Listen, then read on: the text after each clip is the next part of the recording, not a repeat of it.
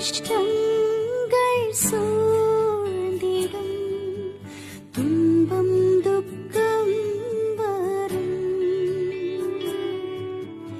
இன்பத்தில் துன்பம் நேர்ந்திடும், இருளாய் தோன்றும் எங்கும் சோதனை வரும் வேளையில் சொற்கேட்கும் செவி